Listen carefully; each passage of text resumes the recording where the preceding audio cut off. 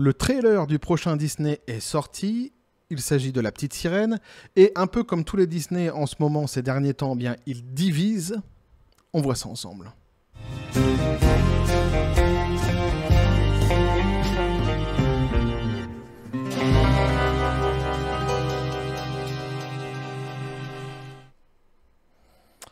Et cette vidéo, parce qu'on en a plein les Pokéballs, est sponsorisée par les Zanpakuto de Bleach, évidemment. Hein, Bleach qui fait son grand retour.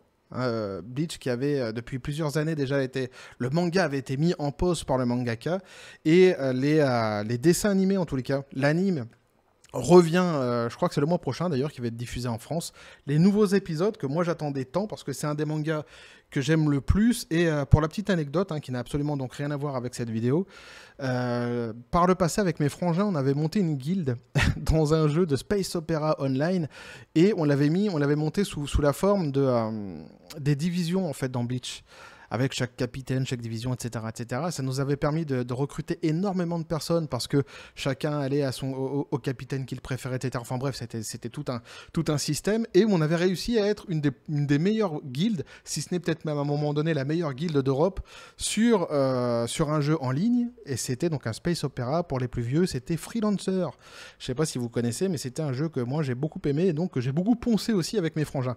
Bref, petite anecdote refermée, on revient sur notre sujet de prédilection, notre sujet de base, hein, l'inclusivité, cette fameuse inclusivité qui ne va systématiquement que dans un sens toujours, mais qui est systématiquement là. Alors vous allez me dire encore une fois, encore. Eh ben ouais, encore en fait.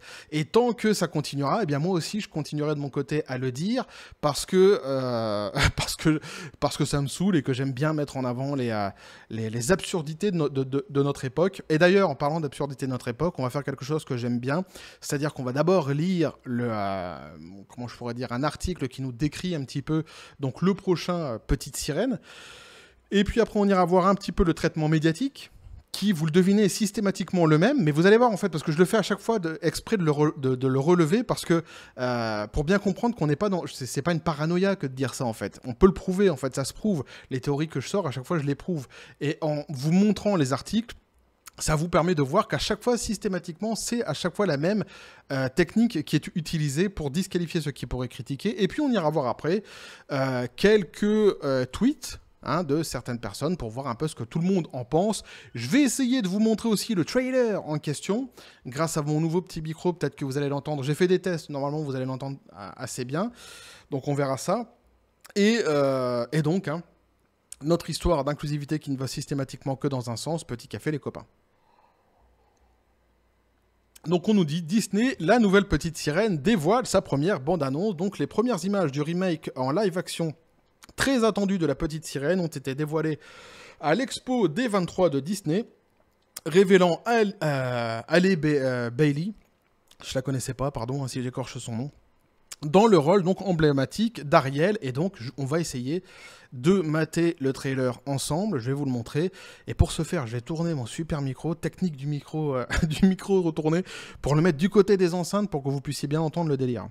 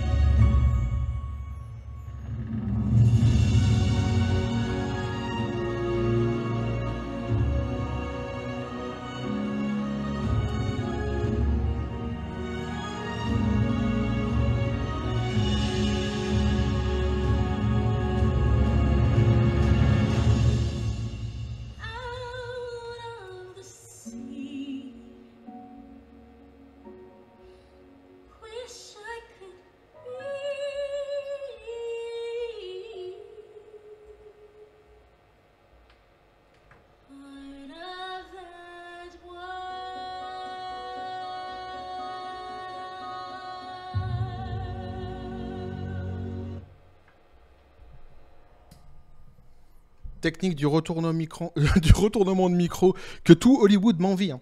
Je suis nul en technique à la base. Je suis pas vraiment technicien là-dessus. Comment je pourrais dire, technicien du son, etc. Je sais qu'il y en a qui arrivent à balancer comme ça les vidéos en live et on les entend avec une qualité extraordinaire. Moi, je sais pas faire, donc je fais un petit peu à l'ancienne. Je fais ce que je peux. Mais donc, vous avez vu le trailer. Il est pas dégueulasse, hein. C'est joli. On peut dire que la dame chante bien, même si, bon, évidemment, les paroles en anglais traduites en français, ça n'a absolument rien à voir, mais ça, on s'en fout quelque part. Mais la femme chante très très bien, et évidemment, donc, vous l'aurez reconnu, la petite sirène ne ressemble pas beaucoup à la petite sirène que nous avons connue dans notre enfance. Et c'est ici, en fait, que cela divise. Mais on va continuer d'abord sur le film pour voir ce qu'il en est exactement, et on reviendra après sur la division que cela opère. Donc, c'est sur la scène donc, de l'exposition D23 de Disney que le réalisateur Bob Marshall a présenté les premières images de son adaptation live-action tant attendue du classique oscarisé de Disney, mais pas avant d'avoir prononcé quelques mots sur le sujet, comme le rapporte Variety. Évoquant le film d'animation de 1989, il a déclaré « Lorsque nous avons commencé ce voyage, il était très important d'honorer l'original. » Ah, c'est bien ça. Mais aussi de le réimaginer et d'apporter de la profondeur. Ah, c'est moins bien ça. À cette nouvelle version. Alors, le réalisateur a également demandé à Alan Menken, le compositeur phare de Disney qui avait déjà travaillé sur l'original, de s'associer à Lin-Manuel Miranda pour créer 4 nouvelles chansons. Ils n'avaient jamais collaboré ensemble auparavant et c'est magique. Nous conservons toujours la beauté de la partition originale du regretté grand Howard Ashman, évidemment que tout le monde connaît. Hein. Moi pas du tout, mais que tout le monde connaît sans doute. Les fans de Disney, sans doute. Alors, quant à la nouvelle petite sirène, en la personne de Halle Bailey, elle est arrivée et a revendiqué le rôle. Ouais, c'est ça, et a revendiqué le rôle, a déclaré donc Rob Marshall. Peu de temps après son introduction, il a enfin lancé le tout premier trailer du film dévoilant l'actrice et chanteuse de R&B dans le rôle culte et surprise. Elle était présente pour chanter la chanson emblématique « Partir là-bas » pour la foule de l'exposition de D23 uniquement. La salle était silencieuse, absorbant cette interprétation à la fois nouvelle et familière. Alors je savais même pas qu'elle était chanteuse de R&B, la jeune femme, je la connaissais absolument pas. L'actrice a ensuite donc rejoint les fans sous des applaudissements massifs et a partagé le détail du tournage. Être une petite fille nageant dans la piscine et imaginant que j'étais une sirène, je n'aurais jamais pensé que je verrais cela prendre vie. Je suis vraiment reconnaissante d'être ici devant vous tous. Il a fallu 3 jours de tournage pour réaliser la séquence de partir là-bas, pardon. Je pense que cette séquence a été la plus belle expérience de ma vie. Vraiment, ressentir tous les sentiments qu'elle ressent, sa passion, son inconfort, tout ce qu'elle a vécu, avoir Rob pour diriger et être une force si émouvante dans ce film. Donc un casting, dans cette nouvelle adaptation, on pourra également retrouver Javier Bardem, Joan Hawking, bref, on s'en fout. Si vous voulez aller voir le casting, de toute façon, je mettrai le lien dans la description des vidéos, le lien du site, hein, vous aurez le loisir d'aller lire par vous-même. Et donc, forcément, certains qui sont des fans de Disney, et notamment surtout du dessin animé, plus qu'encore que des livres, hein, j'en ai connu, moi, j'ai connu des gens qui étaient vraiment très très fans, mais vraiment très très très fans de Disney. Un truc que vous imaginez même pas, c'est-à-dire qu'ils se mettaient un Disney tous les soirs pour aller dormir, il fallait que la télé elle tourne, et il fallait que ça soit un Disney pour pouvoir s'endormir. Alors j'avais un pote aussi comme ça, mais là ça n'a rien à voir, c'est celui qui m'avait hébergé lorsque dans ma vie il faisait froid, qui lui aussi... a besoin, je pense que c'est toujours le cas aujourd'hui, mais je pense que c'est toujours le cas aujourd'hui, avait besoin de mettre quelque chose en fond pour pouvoir essayer de s'endormir parce qu'il est insomniaque le copain. Et il mettait tout le temps des films, donc j'ai vu plein de films aussi grâce à lui, à l'époque où il m'hébergeait évidemment. Mais donc je disais, il y a des fans vraiment de Disney, et notamment des films de Disney, des dessins animés quoi, qui sont pas contents. Qui sont pas contents du tout de l'adaptation qui va être faite par Disney. Je vous donnerai évidemment mon avis à la fin. Pour l'instant, on va survoler tout ça et vous aurez mon avis à la fin sur tout ça. Donc, on va voir maintenant le traitement médiatique. Très intéressant de voir comment c'est traité par certains médias, encore une fois. Et ici, donc, on nous dit, si la principale intéressée à exprimer sa joie sur Twitter en écrivant « C'est un rêve qui devient réalité », de nombreux internautes ont tenu des propos racistes sur Twitter en fustigeant le choix de Disney et en refusant de voir une Ariel à la peau noire. Donc, encore une fois, vous avez exactement le même procédé qui a été employé pour Le Seigneur des Anneaux ici. Donc, c'est-à-dire que si vous critiquez les choix de la direction artistique, de la réadaptation du dessin animé, eh bien, vous êtes un raciste. Et donc, je me suis dit, parce qu'en fait, ils disent, en dessous dans l'article, ils disent, vous pouvez lire donc certains messages qui ont été postés.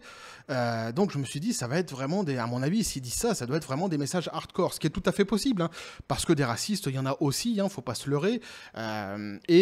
Évidemment, il faut toujours lutter contre le racisme, contre toutes les discriminations, de toute façon, quelles qu'elles soient. La question n'est pas là. Mais je m'attendais vraiment à avoir des messages hyper hardcore, quoi, puisqu'un journal se permet de dire que les critiques sont racistes. Et donc je lis l'article, et je lis le message, et on nous dit, donc le message qui a été, un des messages qui a été posté, c'est « Je ne suis pas d'accord, Ariel doit être rousse, et je ne pense pas que Madame Bailey en rousse ce soit judicieux. » Et là, c'est la fin du message, donc, et là, je vois pas le racisme, en fait. C'est-à-dire que le mec, il parle de la couleur des cheveux. Alors évidemment, on pourrait faire un lien en disant, mais là, ça serait vraiment pour le coup tiré par les cheveux, que de dire, ouais, non, mais il a dit ça parce que, je sais même pas quoi d'ailleurs, et le fait qu'ils disent que ça soit pas judicieux, c'est à cause de sa couleur de peau. Le mec, à aucun moment, en fait, il parle de sa couleur de peau. Il dit juste que sur la personne qui incarne aujourd'hui la petite sirène, ça serait pas judicieux de la voir en rousse. Donc je vois pas vraiment la flagrance du racisme dans ce message-là. Mais vous me direz dans les commentaires, c'est peut-être que moi. Donc, ou encore, on nous dit, donc dans un live action, on s'attend à un minimum à ce que les acteurs ressemblent au dessin animé. Arrêtez de crier au racisme. Voilà. Et ça, par exemple, encore une fois, donc ça ce serait donc un message de racisme. Alors qu'en fait, c'est juste... comment je pourrais dire, c'est un avis en fait, c'est juste un avis, l'avis de quelqu'un qui dit moi je préférais comme c'était avant, j'aurais bien voulu en fait que ça colle au dessin animé comme c'était avant et pas comme ça a été réinventé maintenant. Donc je vois pas alors évidemment on peut toujours trouver si on part du principe, mais ça devient dangereux. Comprenez, si vous partez du principe à chaque fois que tout ce que vous lisez, vous pouvez l'interpréter comme du racisme, etc., voir des racistes partout, ça devient dangereux. C'est comme à l'époque où on voyait une certaine population partout. On sait comment ça a terminé dans le passé. Il faut à un moment donné raison garder et vraiment faire la part des choses entre ceux qui sont racistes, et ils existent, et qui balancent des messages qui sont affreux, qui sont horribles, qui sont odieux, et qu'il faudrait vraiment sanctionner pour le coup, qu'il faudrait vraiment débusquer, et les personnes qui donnent leur avis et qui sont un petit peu nostalgiques du passé et qui comprennent pas en fait que on réinterprète à chaque fois systématiquement dans le même sens les nouveaux films de Disney ou autres. Je pense vraiment qu'il faut faire la différence, quoi. Et donc ici, on a quelques tweets, comme ça, pêle-mêle, où on nous dit, par exemple, allez voir La Petite Sirène parce que Halle Bailey est l'actrice principale. Bien sûr que oui, mais pourquoi pas ? Pourquoi pas, si quelqu'un adore vraiment cette actrice-là. Et ceux qui n'ont jamais vu La Petite Sirène auparavant et qui s'en foutent complètement, pourquoi pas, on nous dit aussi, donc, allez, en Petite Sirène, c'est la plus belle. Je vais pleurer, on nous dit encore. Trouver cela ridicule d'avoir une métisse pour représenter Ariel dans La Petite Sirène n'a rien de raciste. Le fait de vouloir mettre des personnes de couleur sur n'importe quel rôle détruit simplement l'authenticité de l'œuvre originale et c'est tout. Et là, vous voyez, c'est pareil, celui qui veut voir du racisme là-dedans, il le verra. Moi, j'ai plus encore une fois, je lis plutôt l'avis de quelqu'un et en plus il y a un sous-entendu derrière qui est très intéressant, qui est vraiment très intéressant parce que en fait cette histoire d'inclusivité qui ne va systématiquement que dans un sens, ça commence à diviser vraiment les gens. Et ça commence à créer, en fait, une espèce de colère, en fait. C'est contre-productif. C'est-à-dire que l'idée de base est de lutter contre le racisme, et j'ai l'impression qu'ils sont en train d'en produire plus. C'est un de mes avis, d'ailleurs, que je vous donnerai à la fin, mais que je vous partage ici. Donc, on nous dit encore, quoi, Disney FR, c'est quoi ce live-action que vous avez fait? Ce n'est pas du tout La Petite Sirène, c'est un carnage, je boycotte ce film, je suis en colère. Et je vous dis, vous avez vraiment des fans absolus, des fans moi que j'avais connus dans le passé, qui étaient vraiment... c'était un couple en plus, c'était un dame et un homme, qui qui se mataient tout le temps des Disney, quasiment tous les jours, et qui même s'habillaient. Ils s'habillaient selon leur héros. Enfin, c'était un petit peu barré, mais ils étaient pas méchants. Et c'est vrai que ces personnes-là, je peux comprendre, en fait, le fait qu'ils aient dénaturé quelque chose et que eux, ils se sentent spoilés dans l'histoire, je peux le comprendre. Donc on nous dit Disney, la petite sirène, pauvre Ariel de mon enfance, il lui manque un Sarwell, un chien et un gobelet. On nous dit encore, alors, c'est vrai qu'il y a des tweets qui sont limites, faut quand même le reconnaître. Alors, je viens de voir des images donc de la dernière petite sirène, et sans surprise, elle est métisse. Cette sirène de Copenhague, dans les livres de mon enfance, était blonde aux yeux bleus. Si on fait un Kirikou blanc et blond aux yeux clairs, ça ne choquera personne, hein. Mais là, je suis assez d'accord. Là, c'est un argument qui s'entend. C'est comme si que tu faisais un film demain de Tom Cruise, avec Tom Cruise, qui jouerait le rôle de Malcolm X. Ça va pas le faire. Ça va pas plaire. En tout cas, moi, ça va pas me plaire. Je vais me dire, on se fout de ma gueule. Un petit peu, quand même. Donc, la manière dont j'ai hâte que la petite sirène sorte au ciné, bordel, allez, Mago. Une petite sirène avec des locks, c'est la meilleure chose du monde. Ou encore, donc, tout comme bien et l'abîme. On découvre la petite sirène, mais putain, vous avez fait quoi à ses cheveux, bordel? La petite sirène n'existe pas. Elle est dans les contes de Christian Andersen. C'est écrit c'est écrit nulle part qu'elle devait être blanche ou noire. Mais ça, c'est pareil. Ça aussi, c'est des arguments qui sont à chaque fois systématiquement les mêmes. C'est-à-dire, oui, c'est un monde imaginaire, donc on a le droit. Oui, c'est ceci. À la base, ça n'existe pas, donc on a le droit. Mais en fait, c'est un discours de malentendant entre ceux qui disent ce qu'ils pensent et les autres qui voient des racistes partout. Il y a une espèce de discours de malentendant. Les gens ne s'écoutent plus, en fait. Les gens ne s'entendent plus. Et les médias, en fait, en sont pour beaucoup dans cette histoire-là. Quand on voit, en fait, comment ils montent à chaque fois en épingle cette espèce de division et comment ils créent, en fait, des racistes.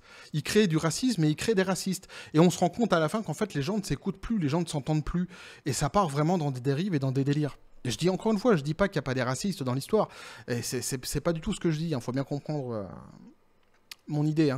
Ce que je dis, c'est qu'il faut être mesuré, il faut être modéré dans ce qu'on dit. Et que j'ai l'impression que plus ça va, et plus en fait, il n'y a plus de bon sens. Il n'y a plus d'écoute et il n'y a plus de bon sens.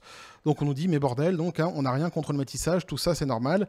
Mais il faut arrêter de toucher au classique. Imagine, encore une fois, on nous dit pareil, imagine si Kirikou était blanc, le bordel que ça va être. Pourquoi ne pas créer une héroïne noire sous l'eau sans forcément l'appeler la petite sirène?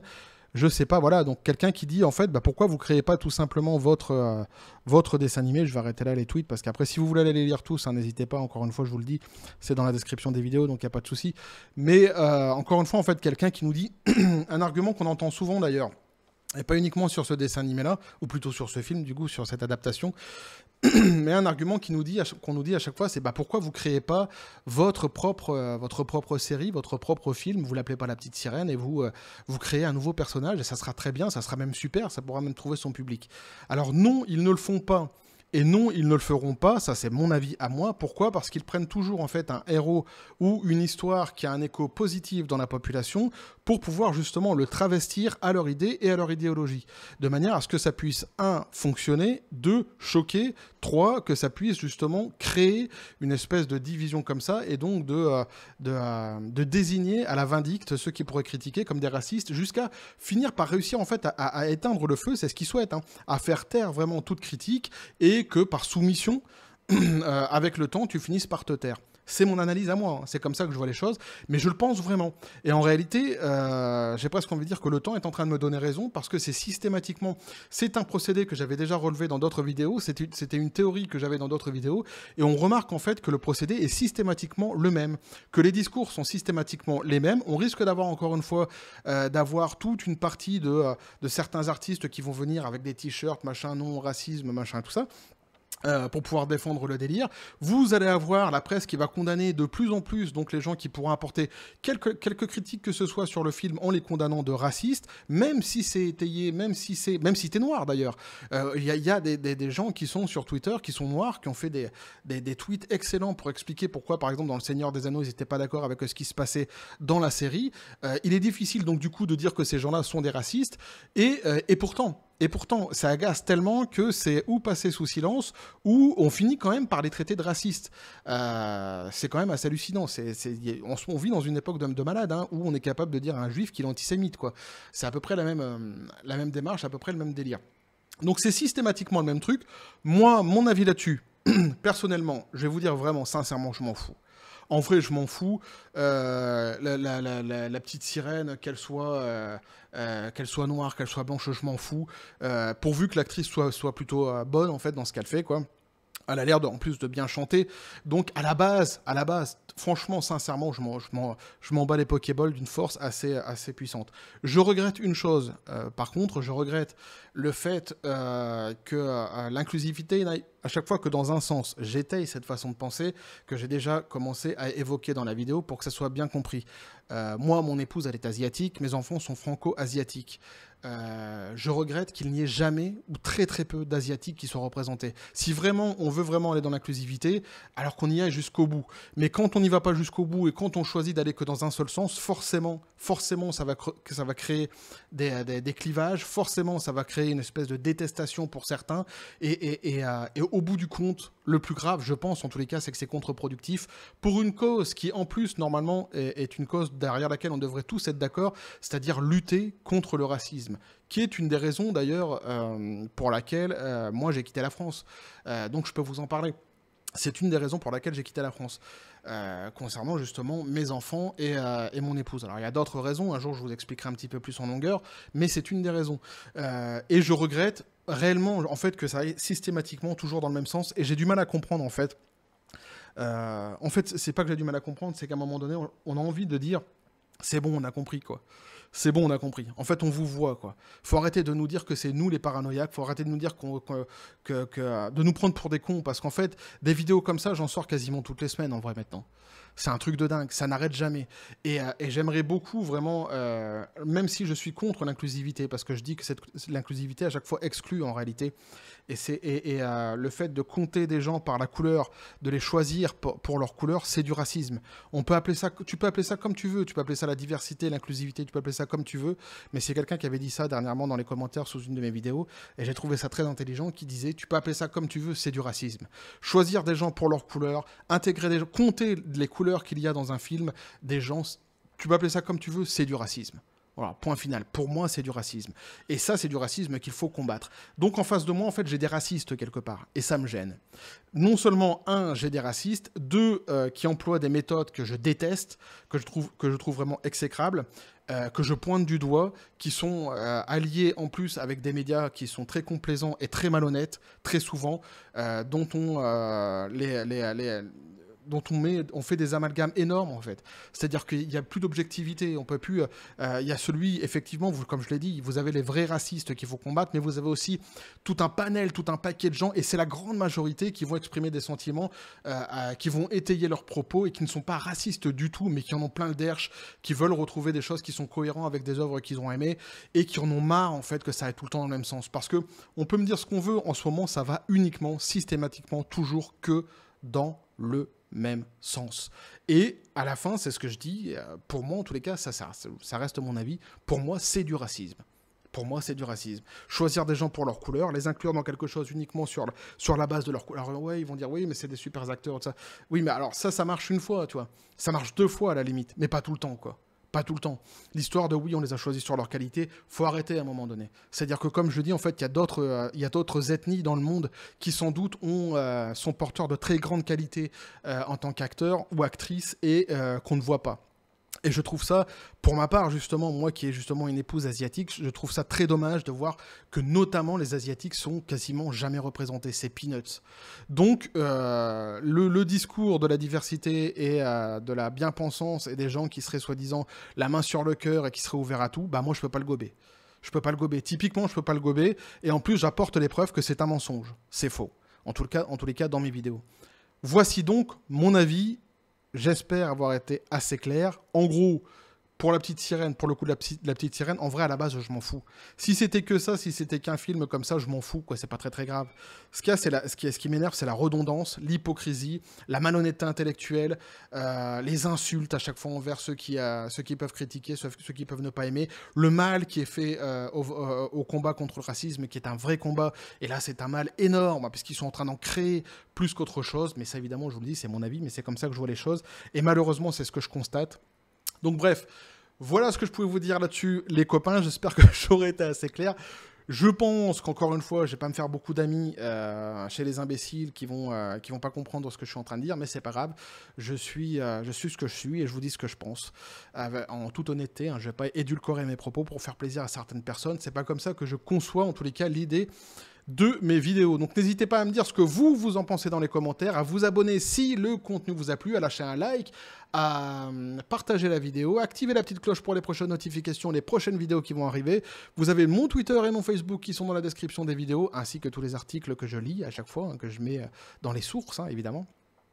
Donc n'hésitez pas à venir à basculer du côté de la force absurde des réseaux sociaux avec moi. Sur ce, les copains, je vous dis paix et félicité. Et vu comme ça, il a l'air joli, hein, le film. Et ça se trouve, il le saura vraiment. Vous avez bien compris mon propos, hein, c'est pas de ça que je discute. Enfin bref, je suis sûr que vous avez compris. Et que la force soit avec vous.